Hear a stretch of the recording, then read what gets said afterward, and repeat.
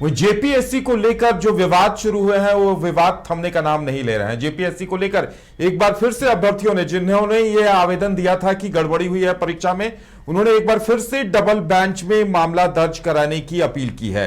और अब उन्होंने अपनी बात रखते हुए कहा है कि जो गड़बड़ियां हुई हैं उन्हें लेकर जांच होनी चाहिए, उन पर विस्तार से एक चर्चा होनी चाहिए। और ज्यादा जानकारी के लिए इस वक्त हमारे साथ हमारे सहयोगी नीरज जुड़े हुए हैं। नीरज, जेपीएससी को लेकर जो अपडेट आ रहा है कि अब डबल बेंच में मामला दर्ज कराया जा रहा है, तो क्या कुछ है इस बारे में जानकारी?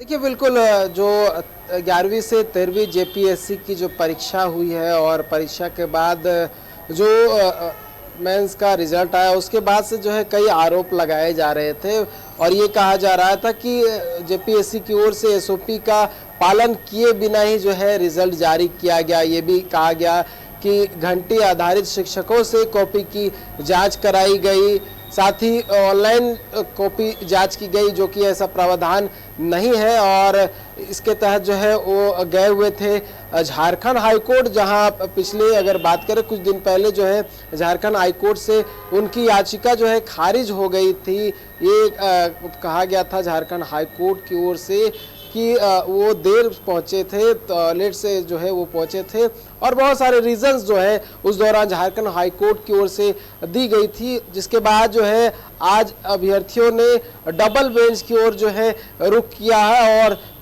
मांग जो है वही है, वो चाह रहे हैं कि इस पूरे मामले की जांच होनी चाहिए और ये प्रक्रिया जो है वो रद्द होनी चाहिए, क्योंकि कई तरह की गड़बड़ी जो है वो कह रहे हैं कि इसमें हुआ है। आरक्षण का भी जो है इसमें लाभ नहीं दिया गया है, कई बातें हैं जिसका जिक्र किया गया है और कहीं ना कहीं इसी को लेकर वो पहुंचे हैं। वो चाह रहे हैं कि हस्तक्षेप हो और जो भी चीज़ें हैं वो क्लियर हो, ताकि जो भी अभ्यर्थी जो है मेहनत करते हैं उन्हें भी कहीं ना कहीं संतुष्टि मिले। उठता बिल्कुल नीरज, देखिए जेपीएससी को लगातार ये कहा जाता है कि जब से जेपीएससी की पहली परीक्षा हुई है झंझट पब्लिक सर्विस कमीशन हो गया है, और इस बार जो विवाद सामने आया है वो विवाद, उम्मीद लग रही थी कि वो विवाद थम जाएंगे और नई जेपीएससी की परीक्षाएं शुरू होंगी, लेकिन ये मामला अब भी गहराता नजर आ रहा है।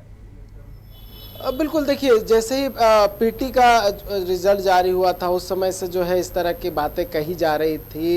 ये कहा जा रहा था कि उसके बाद गड़बड़ी हुई है, लेकिन उसके बाद मामला ठंडा हो गया था। उसके बाद जब मेंस का परीक्षा होता है और उसके बाद जब मेंस का रिजल्ट कई दिनों तक जारी नहीं होता है, तो उसके बाद आपने देखा होगा कि कई तरह के जो है प्रदर्शन किए गए, आंदोलन किए गए, ताकि मेंस का रिजल्ट जो है वो जारी हो जाए। और जब मेंस का रिजल्ट जारी होता है तब जाके फिर से विवाद शुरू हो जाता है कि मेंस का जो रिजल्ट जारी हुआ उसमें कई तरह की गड़बड़ियां हैं, कॉपी चेकिंग करने में जो है वो गड़बड़ी हुई है और कई तरह की जो है बातें सामने आती, कई तरह के जो आरोप है वो अभ्यर्थी की ओर से लगाई जाती है। और ऐसे में अब जो है, क्योंकि ये कहा जा रहा है कि कुछ दिनों में जेपीएससी जो 11वीं से 13वीं जेपीएससी है उसके मेरिट लिस्ट जो है वो जारी हो सकते हैं। और ऐसे में अब हाईकोर्ट में फिर से मामला पहुंचा है, तो हो सकता है कि हाईकोर्ट इसमें कुछ करे, लेकिन डिपेंड करेगा। नीरज, देखिए एक मामला ये भी आ रहा है कि ये जो आरोप है कि जो काबिल नहीं थे, जो अहर्ताओं को पूरा नहीं करते थे, उनसे कॉपियां चेक कराई गई, और इस मामले को लेकर जेपीएससी ने किसी तरह का कोई अपना पक्ष नहीं रखा है।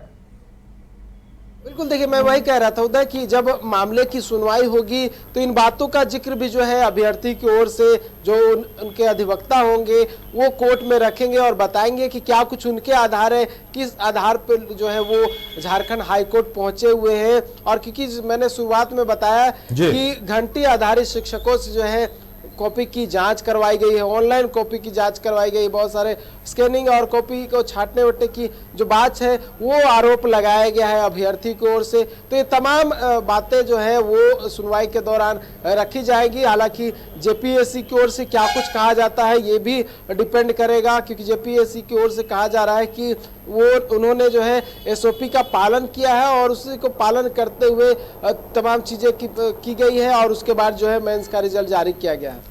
चलिए नीरज, तो देखने वाली बात यह होगी कि आगे क्या होता है, अदालत की तरफ से इस मामले में क्या कुछ निर्देश दिया जाता है, और सबसे बड़ी बात यह होगी कि जेपीएससी इस मामले को लेकर, इस आरोप को लेकर अपना पक्ष क्या रखता है।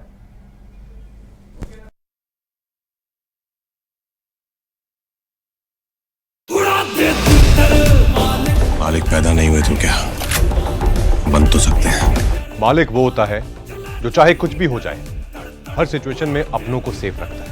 वैसे ही बाल मुकुंद टीएमटी आपके घर को हमेशा सेफ और भूकंप से सिक्योर रखेगा।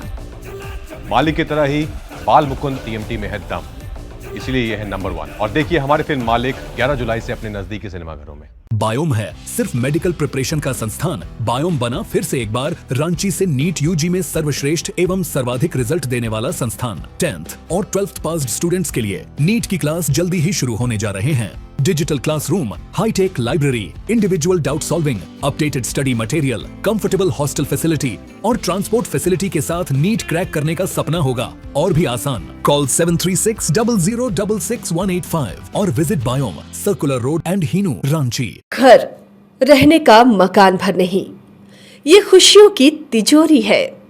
दरवाजे पर दस्तक देता पड़ोस, खिड़कियों से उमड़ आता आसमां, तारों में उलझी ऐसी ना जाने कितनी दास्तां। कहती हैं चले डायमंड सिटी, एक सफर हम सफर के साथ अपने घर तक। Diamond city, life long bonding, 500 से ज्यादा खुशहाल डायमंड परिवार। जल्दी करें, सिर्फ 200 फ्लैट बाकी। आज ही बुक करें अपना आशियाना।